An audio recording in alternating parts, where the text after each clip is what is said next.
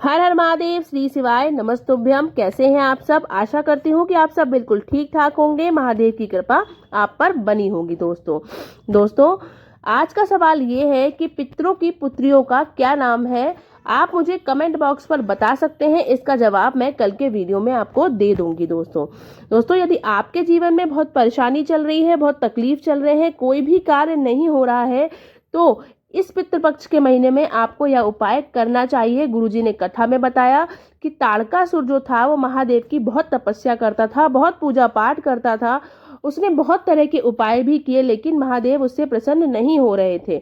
लेकिन जब पितृपक्ष की शिवरात्रि आई और उसने मात्र एक फूल, एक सफेद पुष्प अर्पित किया शिवलिंग पर, और महादेव उससे प्रसन्न हुए, उसे दर्शन भी किए, और जिस कार्य के लिए वह प्रार्थना कर रहा था वह कार्य भी उसका पूरा किया, यानी कि उसकी प्रार्थना को स्वीकार किया। दोस्तों आपको मात्र एक सफेद पुष्प लेना है। और मैं बता दूं कि मासिक शिवरात्रि जो है अमावस्या के पहले पड़ती है, यानी कि इस महीने की पितृपक्ष की मासिक शिवरात्रि 13 अक्टूबर को पड़ रही है।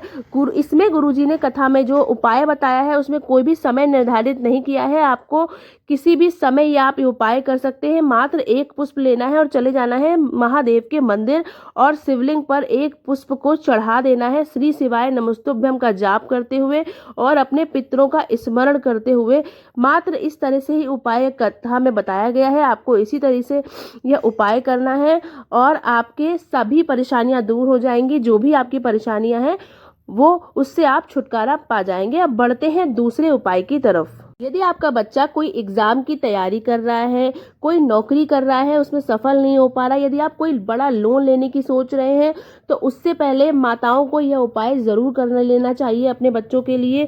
इस उपाय में गुरुजी ने यह कहा है कि इस उपाय को करने के पहले आपको अपनी मेहनत जारी रखनी है, अपने परिश्रम को छोड़ना नहीं है। उसके साथ ही साथ परिश्रम करते करते आपको महादेव का सहारा लेना है। इस उपाय में मात्र 3 चावल लेने हैं आपको और 3 सफेद पुष्प लेने हैं, और एक कटोरी में दोनों ही चीजों को रख लेना है।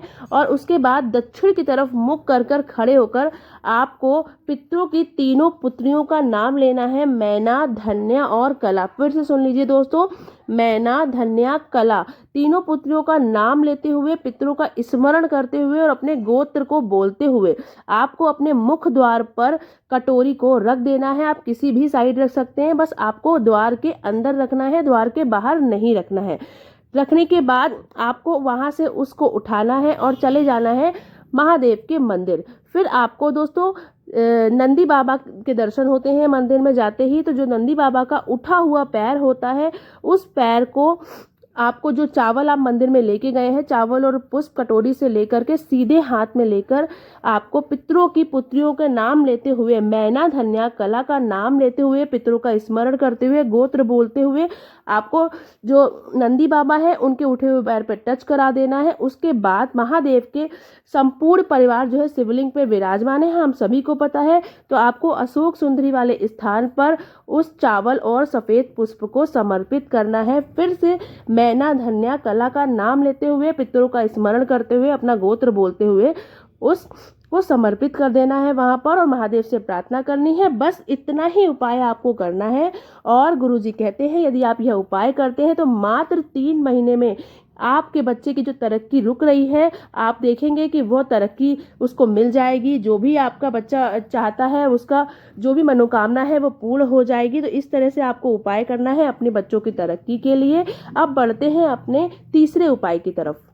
दोस्तों आज मेरी आवाज़ थोड़ी ख़राब है क्योंकि मुझे कोल्ड हो रहा है। आप मेरी आवाज़ पर ना जाएं, आप गुरुजी के उपायों को सुने और उनको समझें। गुरुजी कहते हैं कि यदि आप 1 लोटा जल चढ़ा रहे हैं और 1 लोटा जल आप शिवलिंग पर चढ़ाते हैं, तो महादेव आपका हाथ पकड़ लेते हैं और आपको जीवन में कभी भी नीचे गिरने नहीं देते। दोस्तों आपका जो श्राद्ध पक्ष का महीना चल रहा है उसमें जो दिन निकल गए हैं निकल जाने दीजिए।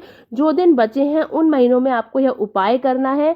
आपको थोड़ा सा आटा लेना है और अपने मुख द्वार के पास चले जाना है, अपने पितरों का स्मरण करते हुए एक एक चुटकी आटा दोनों ही तरफ रख देना है। और उसके बाद आपको अपना पितरों का फिर से स्मरण करना है। और उसके बाद आपको यह उपाय जो करना है वो 10 से 12 बजे के बीच में करना है, सुबह के टाइम करना है। और जब इस महीने का अंत दिन आए यानी कि अमावस्या आए तो उस दिन आप प्रदोष काल में यानी कि शाम के टाइम पर किसी भी नदी, कुएं, तालाब के पास जा करके एक लंबी बाती का घी का दीपक जला दें दोस्तों।